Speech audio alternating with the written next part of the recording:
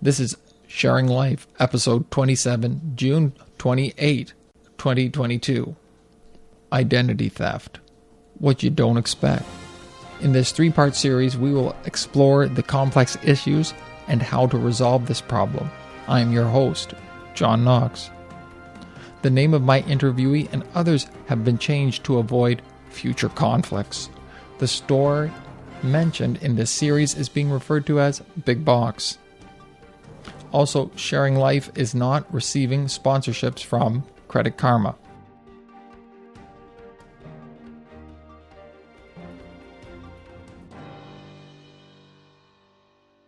Support for Sharing Life comes from APIC Marketing. To consult their services, go to apicmarketing.com. By email, contact Asha at apicmarketing.com. APIC Marketing, your resource for digital marketing, web, and app development tools. This second episode is called Part 2, Dealings and Resolutions. Throughout this episode, I will stop and review what has been said.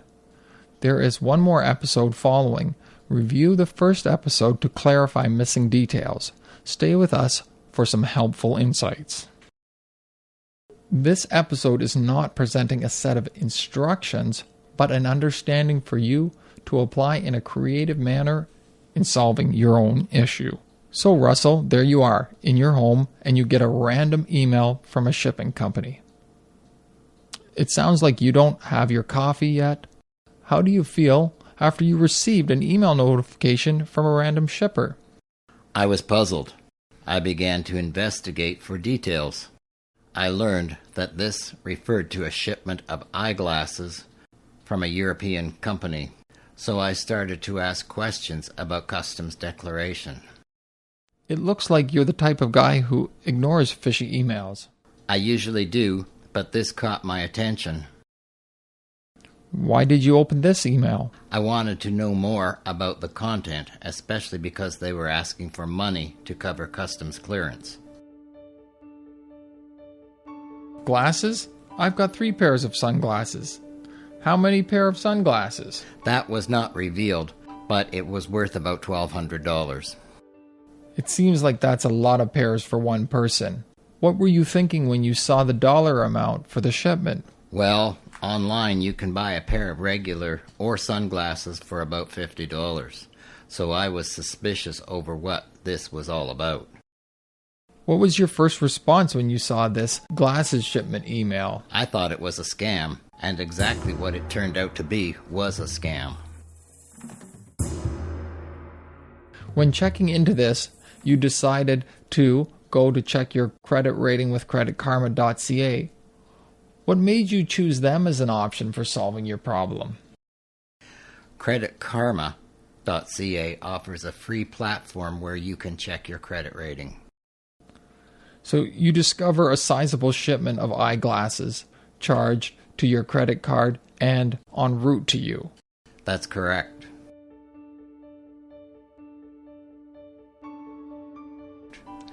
I spoke with the fraud department at my bank.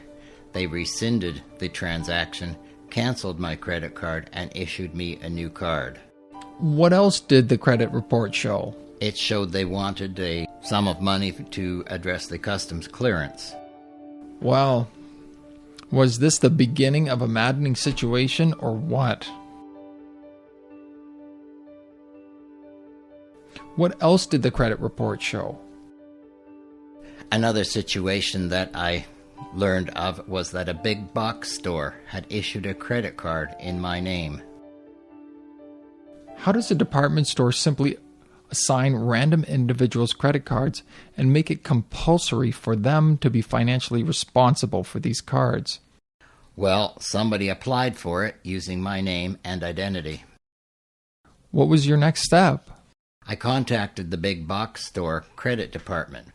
The manager canceled the credit card and advised me that if somebody were to use that card, they would apprehend it.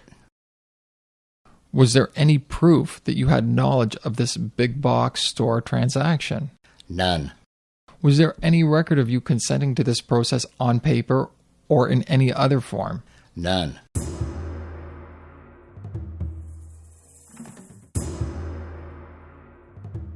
It was time to notify law enforcement. Law enforcement advised me that they could only report because there was no physical theft of goods or monies, and they could give advice. It appears that the police support was as you expected? Absolutely not. I thought they would become more involved to get to the bottom of these issues. Do the police even help you to understand how to better navigate the issue? Only somewhat, and I understand they have manpower problems. Later, finding that the $147.37 was paid to the courier and the shipping destination was changed to a bad neighborhood, I notified law enforcement of these findings. This said, the new consignment address, it was the wrong jurisdiction and nothing could be followed up. I was advised this is how contraband comes into the country and they could not help in this jurisdiction. Why does a renowned international courier leave a questionable shipment at a precarious location? I wondered that myself and why they handled it this way. If they knew the details, they should report it to the border security or police. You would think so.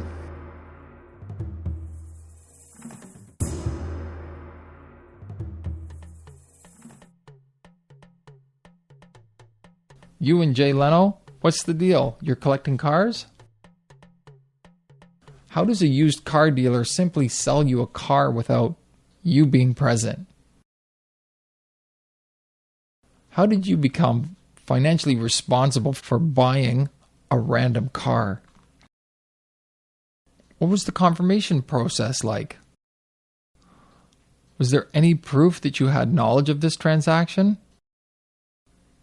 Was there any record of you consenting to this process on paper or in any other form? No, there was nothing. Other than the car dealer advised me that somebody had come in and made the offer and purchased the car using my identification. Why is the car insurance industry more cautious about their processes than the international courier, the department store, and now this used car dealer? Well, thank goodness for MTO problems that they could not license the car and put it on the road because of a lack of insurance. You just heard that Russell, just like you and me, is fair game to anyone and everyone. Why is our financial system structured in a way that leaves us completely vulnerable to any passerby? Again, follow me. Answer these questions, but just in your head. What was the mass shipment? What did Big Box issue in his name? And the used car dealer? Well, that's a no-brainer. You should now start questioning why these situations always get worse.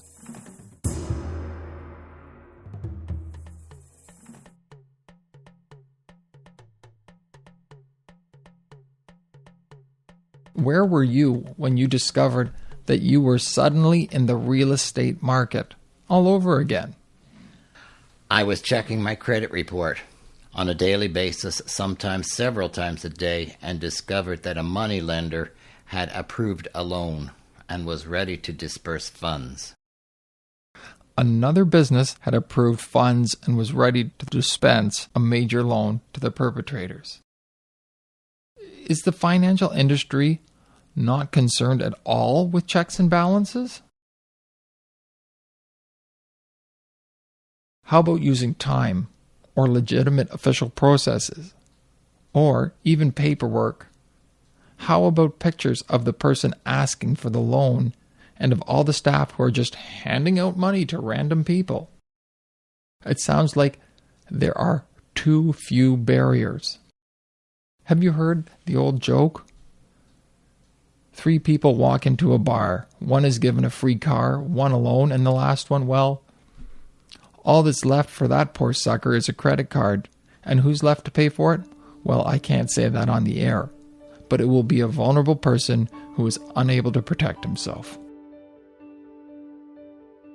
Well, How does a used car dealer sell you a car without you being present?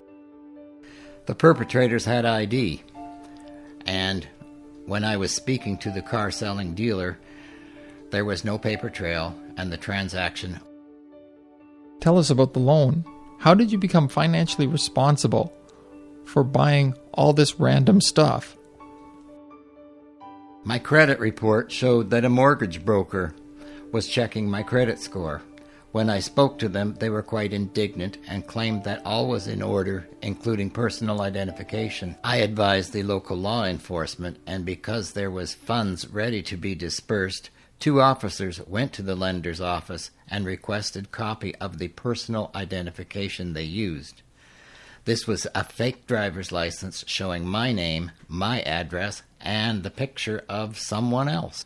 The loan was canceled. Who came to your door? 2 police officers who took a look at me and confirmed that I was not the individual pictured on the driver's license. What did they do for you? After this, I am not aware of any further developments. What do you think about the value of their input? I don't know if any further law enforcement input occurred, but I was taken aback a little bit because they would not show me the picture that they had. I thought that I could have identified the person who it was if it was somebody that I knew. So you're surrounded by fraudulent claims. Of what help were the police to you? Not much. Just gave me some good advice about how to handle situations on my own.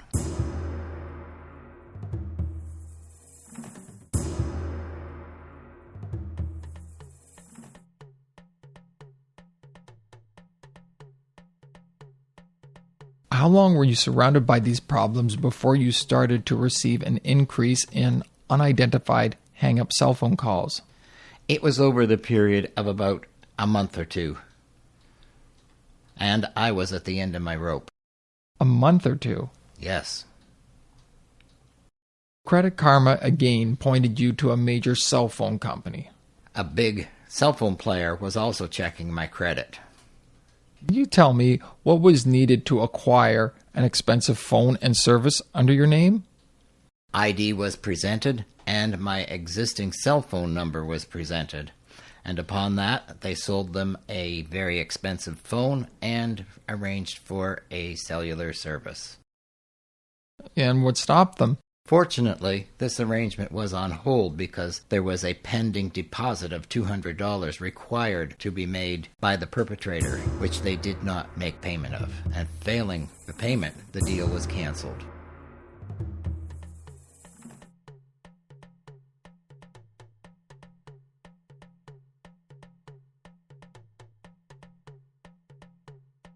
While this was occurring, Russell continued receiving unidentified hang-up cell phone calls. What was your response to this problem? Law enforcement advised me to keep a journal of the calls that I was receiving. I attempted to arrange my cell phone service in order to maintain a record of calls. When requested of my cell phone provider, I attempted to set up a new service and maintain the old one. Management did not revise my service as I requested. After a lot of complaining, the cell phone provider acknowledged their error and claimed the mistake. However, they indicated that it was made because of COVID, and they continued to refuse to correct their error.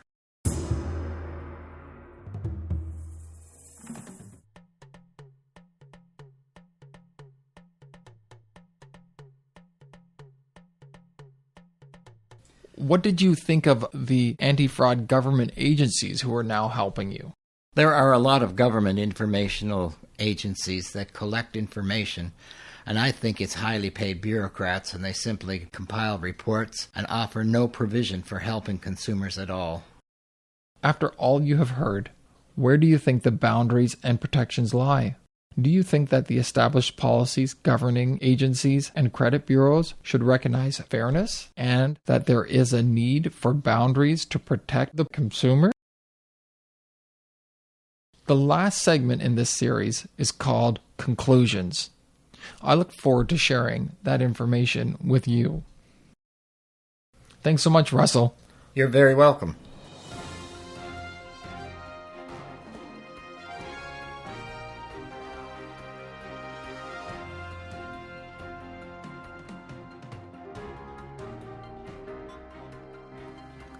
You have been listening to Sharing Life. To contact me, use my email address sharinglifestudios@gmail.com. Also, I have an independent board who reviews all decisions concerning these broadcasts. Thank you for being a listener.